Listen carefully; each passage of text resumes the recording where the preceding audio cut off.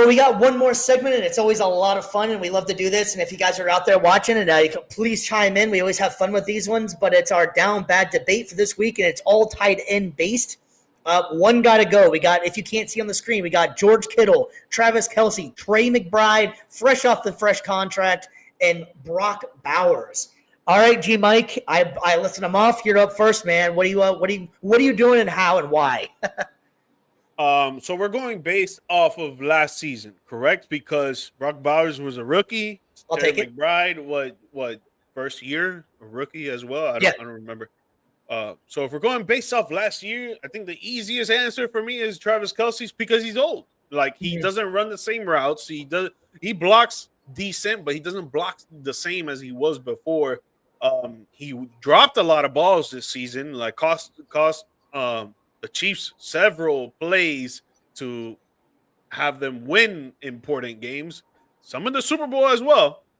Let's not get that twisted. But I think just because of his age, bro, he's slower. He can't block the same. His hands are not the same. And I think everybody else, George Kittle, amazing blocker. He catch the ball. Whenever the ball's thrown to him, he's catching that bit. Brock Bowers, you already saw he could have been offensive rookie player of the year easily, but he didn't get it. And then there's a reason why McBride just got a huge contract extension now. So for me, it'll be Travis Kelce.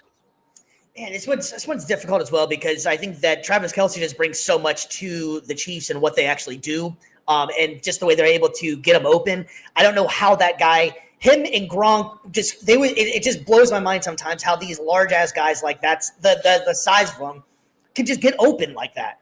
It makes no sense to me at all. Now, granted, Travis Kelce's lost a few steps. He's not as fast as he used to be, but it just blew my mind all the time that, like, how do you not see this big ass guy in the middle of the field each time and you can't stop it? You know it's going.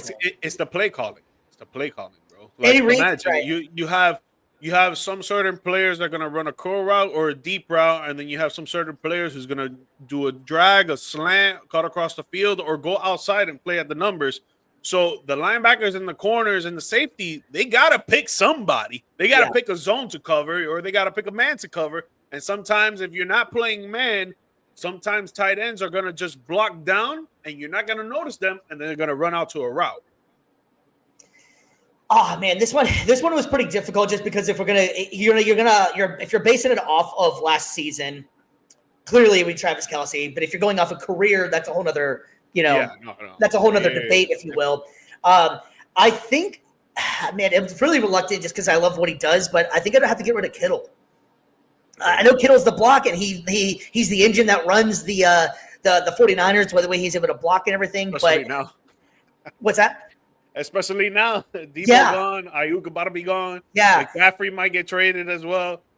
Yeah, I think I would have to get rid of Kittle, and it's just because of maybe a part of his injury history. Seems like that he either plays way too damn hard, and he's never going to give you a whole 18 game season. So for that reason, and you know what you're going to get out of Travis Kelce. He's not very. He's stayed pretty healthy most of his career, and he's also just fits into the system so well. I know you can say the same thing about Kittle as well, but I just think I would rather have Travis Kelce than George Kittle right now, but that hurts to say, and I don't like that I even said it as well. Okay, so 2 rookies, 2 longevity guys. Travis Kelce, George Kittle in their prime. Who's got to go? Whew, man, you threw me on the spot on that one. I wasn't thinking this one was coming. So we're going top bottom on here, right? Like we're going longevity kind of thing here, legend. Yeah, just the top 2. And then we'll do the bottom 2 rookies. I want to know what I think Travis Kelce's still in that one.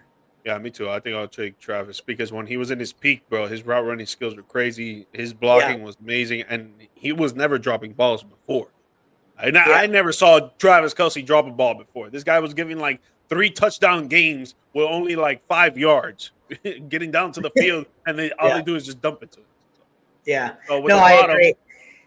Whew, that one's tough because they kind of play a little bit different styles here. I think the easiest answer, and I think the clear answer probably would be Brock Bowers, I think right now. But Trey McBride is such a key part of what Arizona does and who they are. And I think also he is hands down their best receiver, even with Marvin Harrison there right now.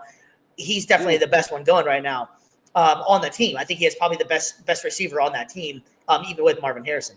But I think that Brock Bowers just brings a different dynamic. The speed that he brings. I would have to say Brock Bowers, but no disrespect to Trey McBride, because I think that kid is amazing. I think I have to go McBride because of his blocking, man. I feel like as a tight end, you really need to be good at blocking and to seal that edge for the quarterback or for the running back. It depends on what play you're running.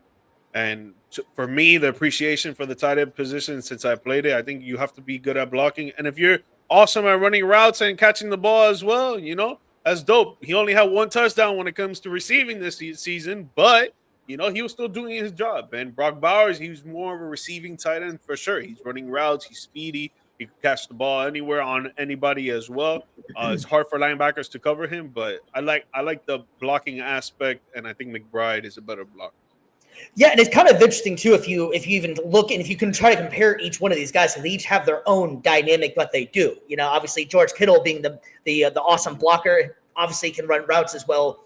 Travis Kelce always seems to find a way to get open. Brock Bowers has the size and the speed, and I think Trey McBride, I think he's athletic as hell. The guy's mossing people, Yeah. So each one of these guys brings a different dynamic, all playing the same position. So it's really interesting to see the different dynamics and how you're able to use the tight end position for sure. I think it's an evolutionary position that's changed each year, and only getting better. And they've changed the game a lot. Yeah.